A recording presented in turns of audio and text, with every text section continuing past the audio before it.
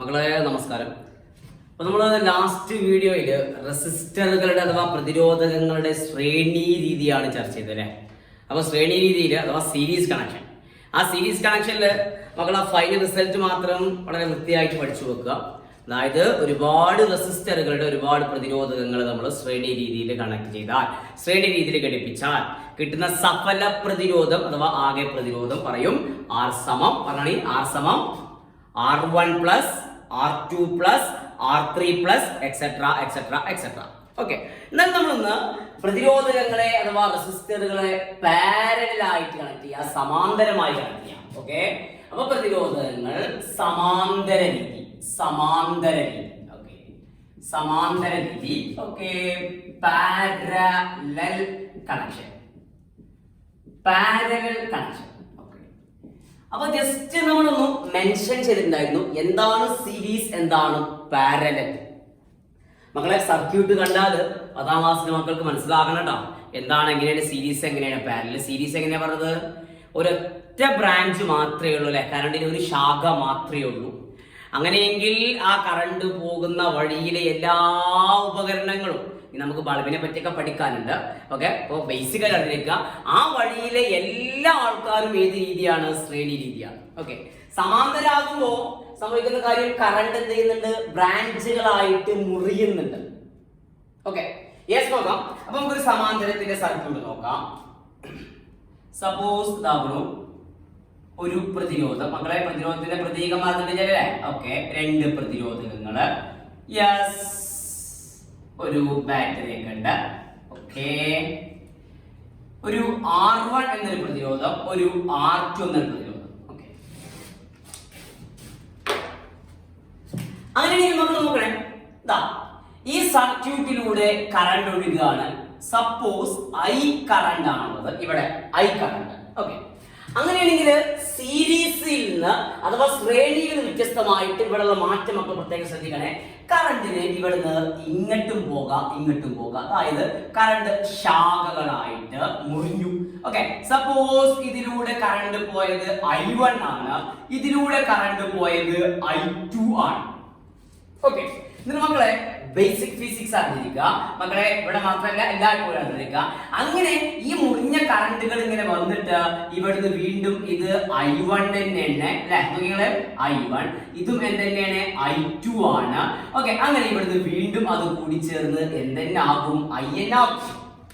Okay, അതായത് മക്കളെ suppose ഇത് 5 ആംപിയർ കറണ്ട് ആയിരുന്നുവെങ്കിൽ ഇത് 2 ആംപിയർ കറണ്ട്, ഇത് 3 ആംപിയർ കറണ്ട്. അങ്ങനെയാണെങ്കിൽ ഇത് എത്രയാ? 2 ആംപിയർ കറണ്ട്, ഇത് എത്രയാ? 3 ആംപിയർ കറണ്ട്. മക്കളെ നോക്കണേ, ഇത് വീണ്ടും എത്രനാകും? 5 ആംപിയറിനാകും. ഓക്കെ, അപ്പൊ ഇവിടെ ഇനി ഭാവിയിൽ നമുക്ക് അറിഞ്ഞിരിക്കേണ്ട കാര്യം, പക്ഷേ ഏത് പാതയിലൂടെയാണ് കറണ്ട് കൂടുതൽ പ്രവഹിക്കുക എന്ന് ചോദിച്ചാൽ മക്കൾ ഫണ്ടമെന്റലായിട്ട് നമ്മളെ ലോജിക്ക് എടുത്ത് നോക്കുക. അപ്പൊ നമ്മള് ഒരു സ്കൂളിലേക്ക് പോവാതെ ഒരു പ്രത്യേക സ്ഥലത്തേക്ക് പോകാതിരിക്കാം. ഓക്കെ, അപ്പം ഒരു സ്ഥലത്തോട്ട് പോകുമ്പോൾ സപ്പോസ് A എന്നൊരു പോയിന്റിൽ നിന്ന് നമുക്ക് B എന്നൊരു പോയിന്റിലോട്ട് എത്തണം. ഓക്കെ, നമുക്ക് ഇങ്ങനെ വഴിയുണ്ട്, അങ്ങനെ വിളിച്ചു നമ്മള് വഴി നമ്പർ 1. ഓക്കെ, വേറെ വഴിയുണ്ട്, വഴി നമ്പർ 2, വേറെ വഴിയുണ്ട്, വഴി നമ്പർ 3. ഓക്കെ, അതിന് പ്രത്യേകത മക്കളെ, ഈ ഒന്നാമത്തെ റോഡ് എന്ന് പറഞ്ഞാല് ആകെ മഴയൊക്കെ പെയ്തിട്ട് ഭയങ്കര കുഴികളൊക്കെ ഉള്ള റോഡാണ്. ഓക്കെ, സപ്പോസ് ഒരു മഴയൊക്കെ പെയ്താൽ പിന്നെ നമുക്ക് റോഡൊന്നും കാണില്ല, നീന്തിക്കാണ്ടൊക്കെ പോകേണ്ടി വരും. ഓക്കെ, അങ്ങനത്തെ റോഡാണിത്. ഓക്കെ, ഇത് കുഴപ്പമൊന്നുമില്ല, പക്ഷെ എന്നാലും മഴയൊക്കെ പെയ്താൽ ആകെ ചളിയൊക്കെ ഉണ്ടാവുന്ന റോഡാണ്, മണ്ണ് റോഡാണ്. ഓക്കെ, അതാണിത്. മൂന്നാമത്തെ റോഡ് എന്ന് പറഞ്ഞാല് നല്ല സൂപ്പറായിട്ട് ടൈൽസ് വേണ്ട, ഓക്കെ, നല്ല അടിപൊളിയായിട്ട് ടാറൊക്കെ റോഡാണ്. ഓക്കെ, മക്കളെ നമ്മള് ഇപ്പൊ നിങ്ങളെ Aയിൽ നിന്ന് Bയിലോട്ട് പോവാണെങ്കിൽ നമുക്ക് കുറച്ച് അന്തമുള്ള ആൾക്കാരാണെങ്കിൽ ഈ ഭയങ്കര സാഹസികന്മാരൊക്കെ ഉണ്ടാവും കേട്ടോ. ഓക്കെ, ഞാന് മഴയൊക്കെ പെയ്താൽ റോഡ് കൂടിയൊക്കെ നീന്തിക്കാണ്ടൊക്കെ പോകും, അങ്ങനത്തെ ആൾക്കാരെ പറ്റില്ല എന്ന് പറഞ്ഞിട്ട് സാധാരണ മനുഷ്യന്മാരൊക്കെ ഇതിൽ ഏത് പാത്താണ് ചൂസ് ചെയ്യുക, ഏത് വഴിയാണ് നമ്മൾ തിരഞ്ഞെടുക്കുക? വഴി 3 അല്ലേ അല്ലെ? അടിച്ചുപൊളിയായിട്ട് നമുക്ക് സൂപ്പർ ആയിട്ട് അവിടുത്തെ പ്രശ്നങ്ങളൊന്നും ഇല്ലാതെ അവിടെ എത്താം. അല്ലെ? അപ്പൊ കൂടുതൽ ആൾക്കാർ തിരഞ്ഞെടുക്കുന്ന പാത ഏതേകാരം മൂന്നാമത്തെ പാത്താണ്, മൂന്നാമത്തെ പാതയുടെ കാരണം എന്താണ്? അതിലൂടെ സുഖസുന്ദരമായിട്ട് പോകാം, തടസ്സങ്ങളൊക്കെ കുറവാണ്. ഓക്കെ, എന്നാൽ ഇതേപോലെ തന്നെ കറണ്ട് സംഭവിക്കുക. നമുക്ക് ഓർത്തു വെക്കണേ, കറണ്ടിന് മുന്നിൽ പ്രതിരോധം കൂടിയ പാതകളും പ്രതിരോധം കുറഞ്ഞ പാതകളൊക്കെ ഉണ്ടെങ്കിൽ കറണ്ട് ഏറ്റവും നന്നായിട്ട് ചൂസ് ചെയ്യുക, ഏറ്റവും കൂടുതൽ കറണ്ട് പ്രവഹിക്കുക, ഏറ്റവും കറണ്ട് ഒഴുകുക പ്രതിരോധം കുറഞ്ഞ പാതയിലൂടെയാണ്. എട്ടങ്ങാറായിക്കാണ്ട് കറണ്ട് റിസ്ക് എടുക്കാൻ തയ്യാറല്ല. ഓക്കെ, അപ്പൊ അതൊക്കെ നിങ്ങളുടെ മനസ്സിലുണ്ടാവണം കേട്ടോ. നിങ്ങൾ അതൊക്കെ ഇങ്ങനെ നിങ്ങളുടെ ഭാഷയിൽ എഴുതി വെക്കണം സൈഡിലിട്ടോ. Okay, yes yes yes. അങ്ങനെയാണെങ്കിൽ നമ്മൾ കാര്യത്തിലോട്ട് വെച്ചേ, നമ്മളിവിടെ പറഞ്ഞത് നമ്മൾ കറണ്ട് ഇവിടെ നിന്ന് മുറിഞ്ഞു, I1 ആയി, I2 ആയി. ആരാണ് വലുത് ആരാണ് ചെറുത് ഒന്നും ഇവിടെ പറയാൻ പറ്റൂല. അപ്പൊ പറയണമെങ്കിൽ നമുക്ക് ഈ പ്രതിരോധങ്ങളുടെ വിലകളൊക്കെ കിട്ടണം. അപ്പൊ അതിനെ പറ്റിയൊന്നും മക്കൾ അറിയില്ലാകണ്ട. മക്കൾക്ക് ഇവിടെ ഇങ്ങനെ പോയിന്റ് ചെയ്താലോ മാഷേ, നമുക്ക് ഇങ്ങനെ എഴുതിക്കൂടെ? I സമം പറഞ്ഞോളി, I സമം I1 പ്ലസ് I2. ഇങ്ങനെ എഴുതിക്കൂടെ? I സമം I1 പ്ലസ് I2.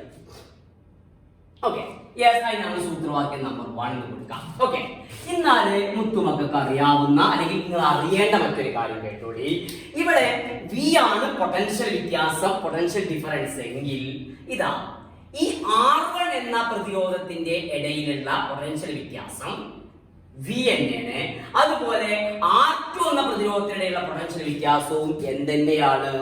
V തന്നെയാണ്. പൊട്ടൻഷ്യൽ ഡിഫറൻസുകൾ സെയിം ആയിരിക്കും.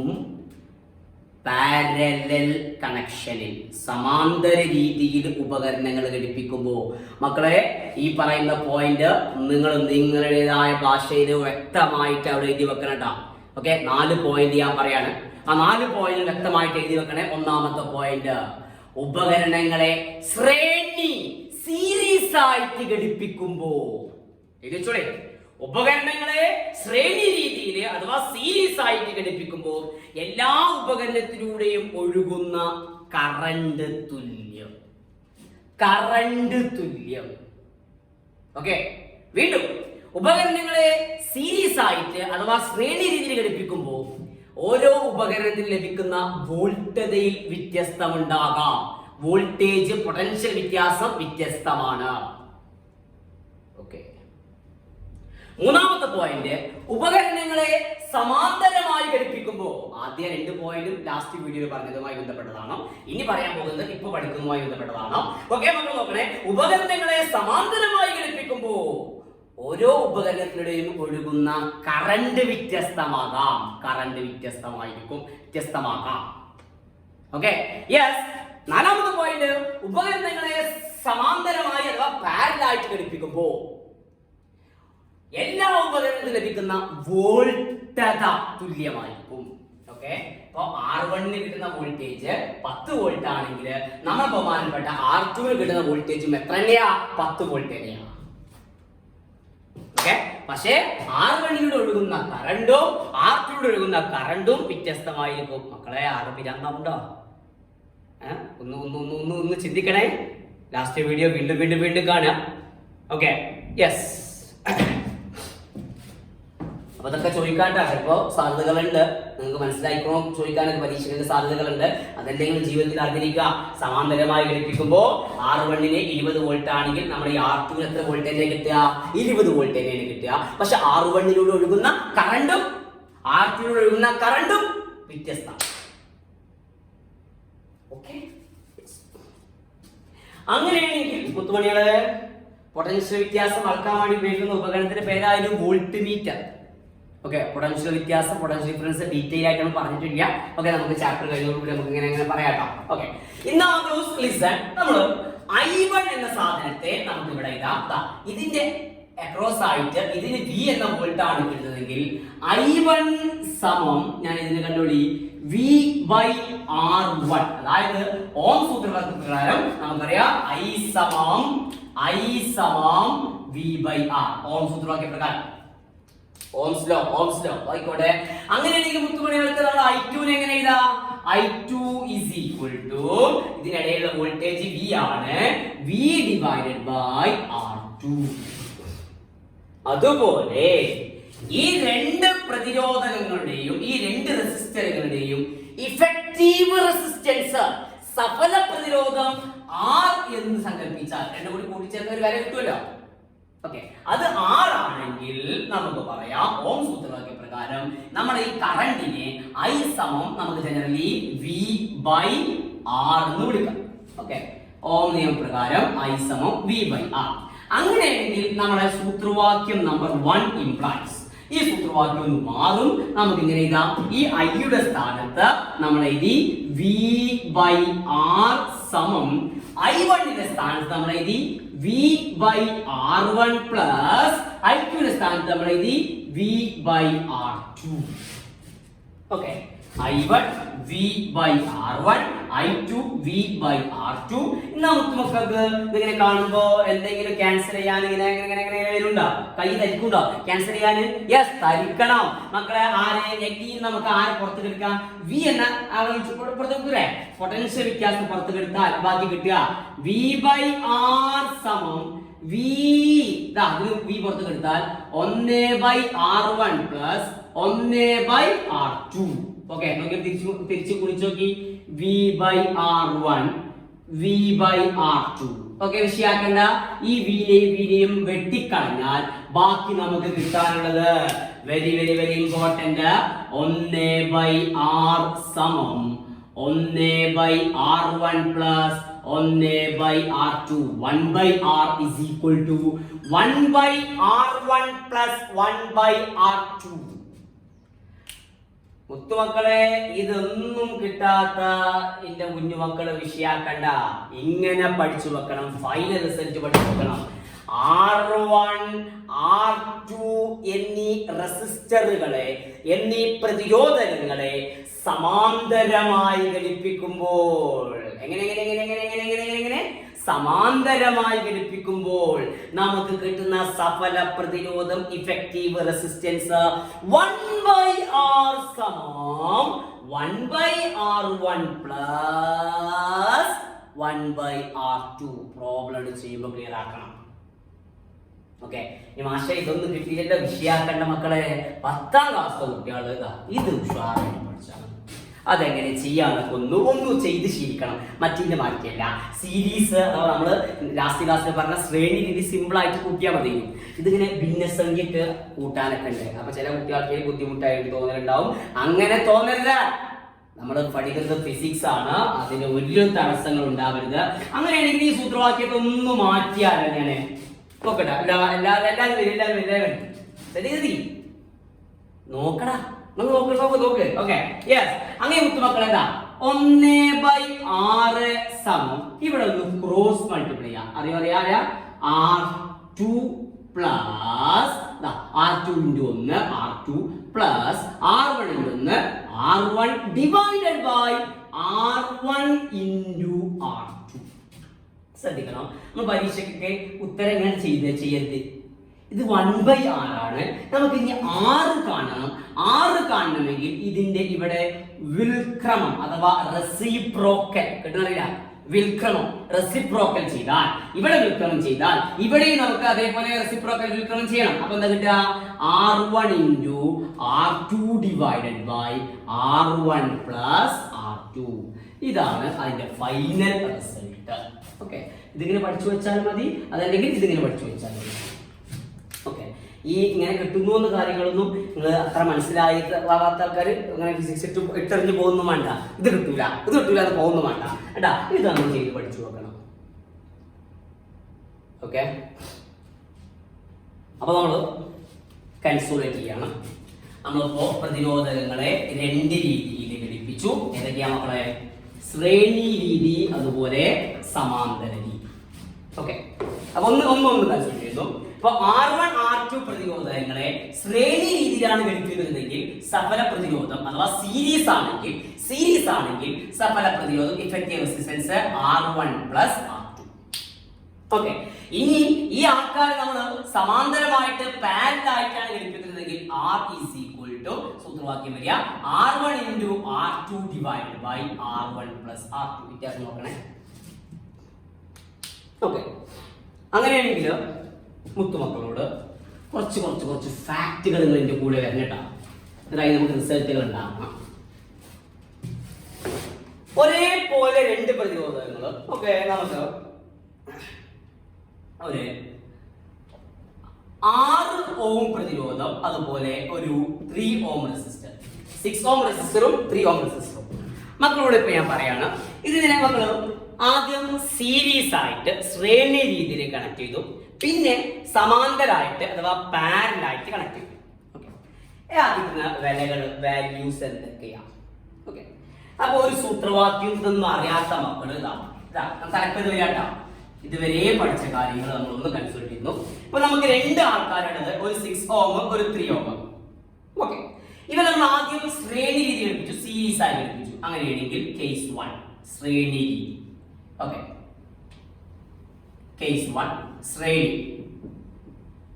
ശ്രേണി രീതി. ഓക്കെ, അഥവാ സീരീസ് പറഞ്ഞു നോക്കാം അല്ലെ. അപ്പൊ എത്ര ചെറിയ ലോക്കൽ ക്വസ്റ്റ്യൻ ആണെങ്കിലും നമ്മൾ സൂത്രവാക്യം ഇവിടെ രണ്ട് ആൾക്കാരാണുള്ളത്. R1 സമം 6 ഓം, R2 സമം 3 ഓം. ഓക്കെ, അങ്ങനെയാണെങ്കിൽ ശ്രേണിയിൽ സഫല പ്രതിരോധം നമുക്കറിയാം R എന്ന് പറഞ്ഞാൽ R1 പ്ലസ് R2. അതങ്ങനെ സൂത്രവാക്യം ഉപയോഗിച്ച് ശീലമാവും. ശ്രേണി സീരീസിലെ R1 plus R2. Okay, R1 എത്രയാ 6 പ്ലസ് R2 എത്രയാ 3 is equal to 9 ohm, 9 Om.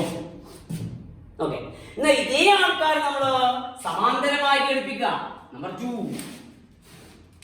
Parallel സമാന്തരം. Okay, parallel. അപ്പോഴും നമ്മൾ ഇതേപോലെ ലോക്കൽ ക്വസ്റ്റ്യൻ ആണെങ്കിലും നമ്മൾ ഇതേപോലെ ഓരോ വിലകൾ എഴുതും. ഇവിടെ R1 എന്ന് പറഞ്ഞാൽ 6 ഓം, R2 എന്ന് പറഞ്ഞാൽ 3 ഓം. അങ്ങനെയാണെങ്കിൽ സമാന്തരമായി കണക്ട് ചെയ്യുമ്പോൾ ഘടിപ്പിക്കുമ്പോൾ നമുക്കറിയാവുന്ന സൂത്രവാക്യം 1/6 സമം 1/R1 plus 1/R2. 1/R is equal to 1/R1 plus 1/R2. മറ്റേ സൂത്രവാക്യം നമുക്ക് അറിയാം കേട്ടോ. അതില്ലെങ്കിലും മക്കൾ ഇങ്ങനെ ചെയ്ത് ശീലിക്കാൻ വേണ്ടിയിട്ടാ പറഞ്ഞിട്ടാ. വീണ്ടും വീണ്ടും വീണ്ടും എഴുതി ശീലിച്ചോളി. അങ്ങനെയാണെങ്കിൽ മക്കള് ഈ വിലകൾ കൊടുക്കുന്നതിന് മുമ്പ് വാല്യൂസ് നമ്മൾ സബ്സ്റ്റിറ്റ്യൂട്ട് ചെയ്യുന്നതിന് മുമ്പ് ഇക്വേഷൻ ഒന്ന് ഉണ്ടാക്കാം. നേരത്തെ ഉണ്ടാക്കിയത് തന്നെയാണ്, ഒന്നും കൂടി ക്ലിയർ ആക്കാൻ വേണ്ടി മാത്രം കേട്ടോ. യെസ്, കണ്ടോളി, സമയം പോകാൻ വേണ്ടിയിട്ടല്ല, പെട്ടെന്ന് ഒന്നും കൂടി മനസ്സിലാക്കാൻ വേണ്ടി. കൂടുതൽ ചെയ്യുന്നതോറും കൂടുതൽ നമുക്ക് പറയും. ഓക്കെ, ആയിക്കോട്ടെ. നമുക്ക് നോക്കേ, R2 into 1 R2 plus R1 into 1 R1 divided by R1 into R2. ഇതാരാണ്? 1/6 ആണ്. നമുക്ക് എന്ത് കാണണം? R കാണണം. അങ്ങനെയാണെങ്കിൽ R സമം വിൽക്രമം, റെസിപ്രോക്കൽ. യെസ്, അങ്ങനെയാണെങ്കിൽ പറഞ്ഞോളി R1 into R2 divided by R1 plus R2. ഇങ്ങനെ കൂടെ R2 plus R1 നെ R1 plus R2 എഴുതി കൂടെ. ഓക്കെ, യെസ്, ആയിക്കോട്ടെ. അങ്ങനെയാണെങ്കിൽ ഇനി വിലകൾ കൊടുത്തോളി. നമ്മളെ R1 എത്രയായിരുന്നു മക്കളെ? R6 into R2 എത്രയായിരുന്നു?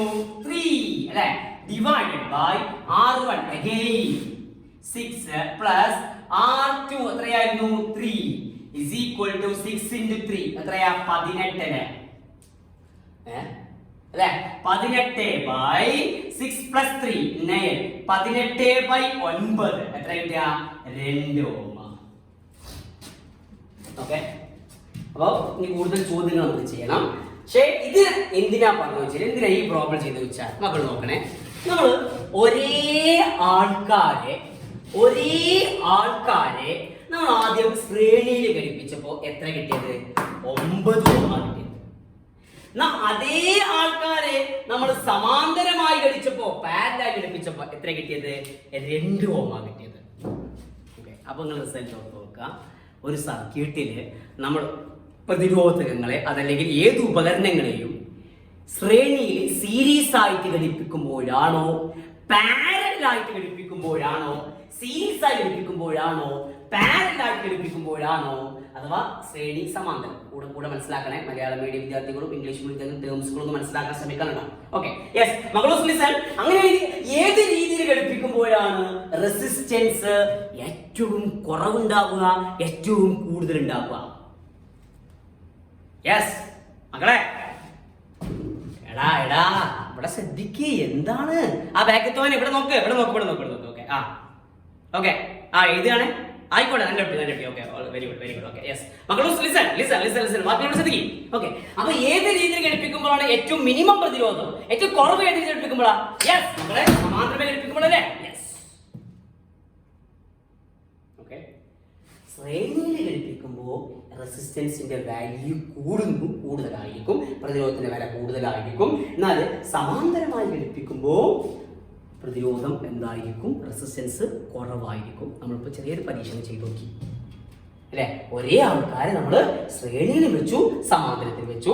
സമാന്തരത്തിൽ അഥവാ പാരലൽ നമുക്ക് 2 കിട്ടിയപ്പോൾ അതേ ആൾക്കാരെ നമ്മൾ സീരീസ് ഘടിപ്പിച്ചപ്പോൾ എത്ര കിട്ടിയത്? 9 കിട്ടി. ഓക്കെ, അപ്പൊ ഏറ്റവും മിനിമം റെസിസ്റ്റൻസ് ഏത് രീതിയിലാണ്? പാരലലാണ്, അഥവാ നമ്മള് സമാന്തര രീതിയിൽ ഘടിപ്പിക്കുമ്പോഴാണ് മക്കളെ. അപ്പൊ ഈ പോയിന്റുകളൊക്കെ നിങ്ങൾ എഴുതി വെക്കണേ. നമ്മളെ നോട്ടിൽ വേറെ പറഞ്ഞിട്ടുണ്ട്. ഓക്കെ, ടെക്സ്റ്റ് ബുക്കിൽ വേറെ പറഞ്ഞു. ടെക്സ്റ്റ് ബുക്കിൽ ഒരു ടേബിൾ 1.6 ഉണ്ടാവും. ടേബിൾ പട്ടിക 1.6. ആ 1.6 മക്കള് ഇന്ന് അതേപോലെ നമ്മൾ ലാസ്റ്റ് വീഡിയോയിലും കേട്ട ക്ലാസ്സുകളുടെ അടിസ്ഥാനത്തിൽ അത് പൂരിപ്പിക്കാൻ ശ്രമിക്കണം. ഓക്കെ, എന്നാലും നമുക്ക് ഇനി കുറച്ച് ചോദ്യങ്ങൾ ചെയ്ത് നോക്കാം. ഇന്നലെ നമ്മൾ 2 ശ്രേണി സീരീസിൽ ചെയ്തിരുന്നു അല്ലെ, ലാസ്റ്റ് വീഡിയോയിൽ ചെയ്തിരുന്നു. എന്നാലും നമുക്ക് സമാന്തരത്തിൽ അഥവാ പാരലില് കുറച്ച് പ്രോബ്ലം ചെയ്ത് നോക്കാം. മക്കള് കൂടെ വരുന്നുണ്ടാണ്. കിട്ടാത്തവരെ, മനസ്സിലാവാത്തവരെ വീണ്ടും കാണുക. 2ന്റെയും അഥവാ സീരീസിന്റെയും പാരലിന്റെയും അവസാന ഇക്വേഷൻ മക്കളെ സൂപ്പറായിട്ട് പഠിച്ചു വെക്കണ. അവസാന സൂത്രവാക്യങ്ങൾ. അങ്ങനെയാണെങ്കിൽ നമുക്ക് തരുന്നൊരു ചോദ്യം. 2 10 ഓം പ്രതിരോധങ്ങൾ, 10 ഓം റെസിസ്റ്റൻസുകൾ പാരലായിട്ട് വെച്ചു. ഓക്കെ, 2 10 ഓം പ്രതിരോധങ്ങളുണ്ട്, പാരലായിട്ട് സമാന്തരമായി ഘടിപ്പിച്ചു. പ്രതിരോധം എത്ര? റെസിസ്റ്റൻസ് എത്ര? ഓക്കെ, കുഞ്ഞുമക്കൾ സിമ്പിൾ ആയിട്ട് ആദ്യം സർക്യൂട്ടിനെ വരയ്ക്കാൻ ചോദിക്കൂട്ടാ. നിങ്ങൾക്ക് പാരല് അഥവാ സമാന്തരം ശ്രേണിയൊക്കെ അറിയോ? പാരൽ സീരീസ് അറിയോ? ചെക്ക് ചെയ്യാൻ വേണ്ടിയിട്ട് നമ്മുടെ സർക്യൂട്ടിനെ വരയ്ക്കാൻ ചോദിക്കും. 10 ഓം. ഓക്കെ, വേറൊരു 10 ഓം.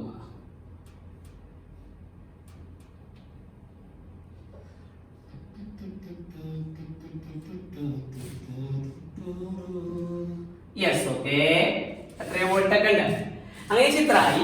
നമുക്ക് എന്ത് കാണണം? സഫല പ്രതിരോധം, ഇഫക്റ്റീവ് റെസിസ്റ്റൻസ് കാണണം. നമ്മൾ നേരത്തെ പറഞ്ഞ പോലെ here R1 is equal to 10 ohm and R2 is equal to 10 ohm. രണ്ടും 10.